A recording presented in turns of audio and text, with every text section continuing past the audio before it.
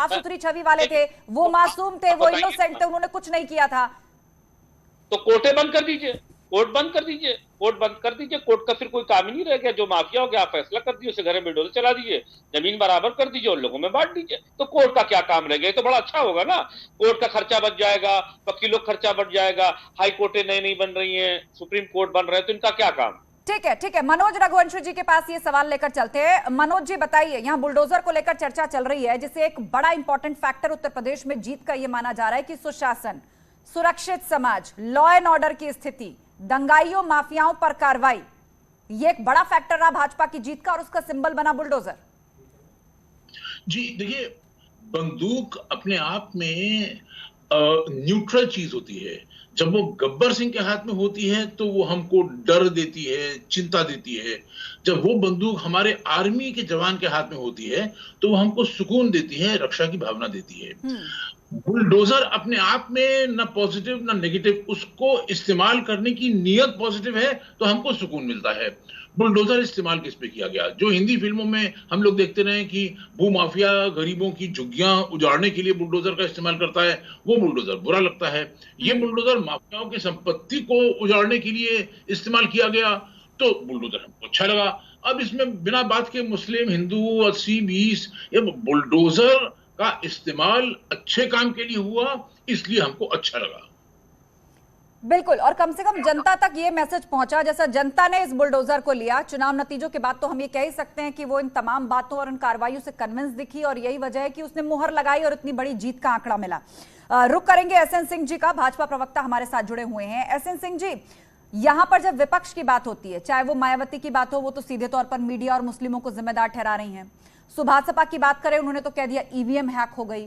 Samajwadi party की तरफ से बात की जाए तो आज शिवपाल यादव, अखिलेश यादव की मुलाकात हुई है, उसके बाद शिवपाल यादव ने जरूर कहा है कि हम हार स्वीकार करते हैं और संगठन के स्तर पर जो कमियां रह गई उन पर हम चर्चा करेंगे, लेकिन अब भी वो बात ठंडी नहीं हुई है। लगातार ईवीएम का मुद्दा उठाया जा रहा है और यह कहा जा रहा है कि इसमें गड़बड़ी की गई है, या तो इसको बदला गया है या किसी तरह की धोखाधड़ी और धांधली हुई है जिसके कारण आप लोग ये चुनाव जीते हैं।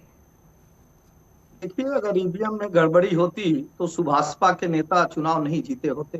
स्वतः वो चुनाव जीते हैं और आदरणीय अखिलेश यादव जी भी चुनाव नहीं जीते होते और इनके सहयोगी जो ममता बनर्जी पश्चिम बंगाल से चल के आई थी, वहां उनकी सरकार नहीं बनी होती। लिहाजा जो जनता ने मत दिया है उसको स्वीकार करना चाहिए। मैं एक चीज आपको बताना चाहूंगा, देखिए, उत्तर प्रदेश की जनता और देश की जनता आदरणीय मोदी जी पे इस तरह से विश्वास कर रही है, उस विश्वास को जो भी उत्पन्न कर लेगा मत अब वही पाएगा। वो ये मान के चल रही है कि योगी जी और मोदी जी जो कुछ भी कर रहे हैं वो हमारे लिए कर रहे हैं और आगे जो कुछ भी करेंगे वो हमारे लिए करेंगे। जब ऐसा विश्वास आप उत्पन्न करेंगे सुरक्षा का, विकास का, तो निश्चित तौर पे और सारी चीजें टूट जाएंगी। दूसरी जो बात हुई कि शुरुआत में समाजवादी पार्टी जो है ये समझ नहीं पाई कि हम शुरुआत कहाँ से करें, हालांकि ये उनका मैटर था, लेकिन उन्होंने फिर वही पुरानी गलती, नाहिद हसन को टिकट देना, कैराना की बात करना, और जिस दिन उत्तर प्रदेश फाउंडेशन डे है उस दिन आप पाकिस्तान की बात कर रहे हैं, जिस दिन पटेल साहब की जयंती है उस दिन जिन्ना साहब की बात कर रहे हैं, कानपुर के इनके एक प्रत्याशी सुंदरकांड को अश्लीलता से जोड़ के लेके चल रहे हैं। फिर जब काशी कॉरिडोर की बात होती है तो आप प्रधानमंत्री को अपशब्द कहते हैं, गाली देते हैं कि अंतिम समय। जब इस तरह की चीजों को करेंगे, और भारतीय जनता पार्टी केवल विकास की बात कर रही थी और ठीक है मीसम जैदी जी, ये तमाम मुद्दे आपने सुने जो एसएन सिंह बोल रहे हैं कि एक एक करके आपके नेताओं की बयानबाजी और अच्छे मौकों पर देश विरोधी बातें या फिर समाज के धार्मिक सेंटिमेंट को हट करने जैसी चीजें जो आप लोगों की तरफ से कही गई, उससे गलत मैसेज गया जनता में, क्या इसे स्वीकारते हैं आप? देखिए, हम हार को भी जीत की तरह लेते हैं और जीत जाते तो स्वागत ही था, और हमको इसके कोई गुमान नहीं कहने में कि हम हार गए हैं। हमें जनता का मैंडेट स्वीकार है। अब ये जीत गए हैं, जीतने के बाद कुछ भी कह सकते हैं। हारा हुआ और जीता हुआ बाजीगर में बहुत फर्क होता है। अब ये जो भी कहें ये ठीक है, बट अभी ये खुद सोच रहे हैं कि ये क्या कह रहे हैं। जिस तरह से बता रहे हैं कैराना की नाहिद हसन की जीत, इनके तो गृह मंत्री घूम घूम कर प्रचार कर रहे थे, वहां पर गली गली डोर टू डोर जाकर के प्रचार कर रहे थे नाहिद हसन के खिलाफ। तो वहां पर क्या हो गया? लोगों को, जनता को नहीं समझा पाए क्या? इनके जो गृह मंत्री थे वो डोर टू डोर जा रहे थे और आपने देखिए नायडू सर ने बम्पर जीत करी। और 66 सीटें हमारी ऐसी हैं जो हम बहुत कम अंतराल से जीते हैं। और अभी जो एक बात इन्होंने कही ना कि अगर ईवीएम में गड़बड़ होती तो राष्ट्रीय अध्यक्ष अखिलेश जी न जीत पाते, ओम प्रकाश राजभर जी न जीत पाते, तो आप 10 का जीरो मिटा सकते हैं, 10,000 का जीरो मिटाने में आपको कठिनाइयां आएंगी।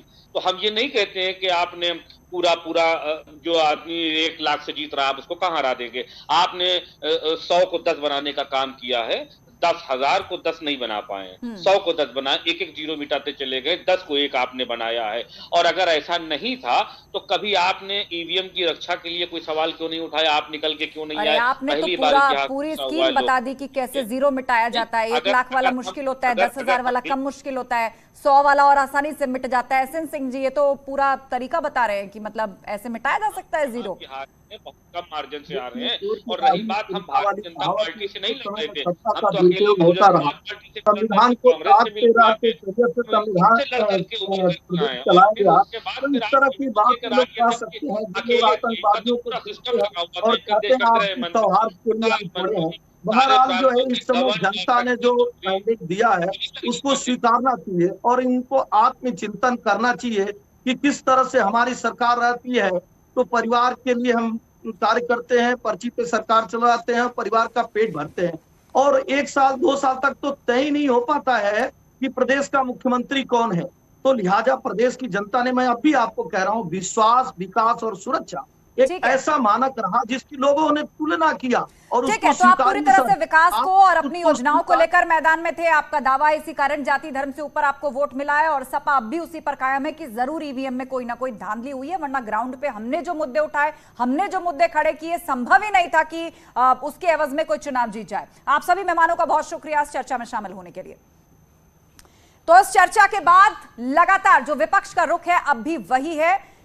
आत्ममंथन के वक्त में लगातार ईवीएम पर सवाल उठाया जा रहा है। एग्जिट पोल से लेकर नतीजे आने के बाद तक परिस्थिति नहीं बदली है। लगातार यही कहा जा रहा है कि जरूर ईवीएम में धांधली हुई है, गड़बड़ी हुई है, जिसके कारण भाजपा को ऐसी जीत मिली है। वहीं दूसरी तरफ भाजपा जीत से आश्वस्त है और उसका कहना है कि 2022 ही नहीं, ये तो 2024 के लिए भी रुझान है। महाबहस में आज इतना ही। खबरों का सिलसिला जारी है, आप जुड़े रहिए हमारे साथ।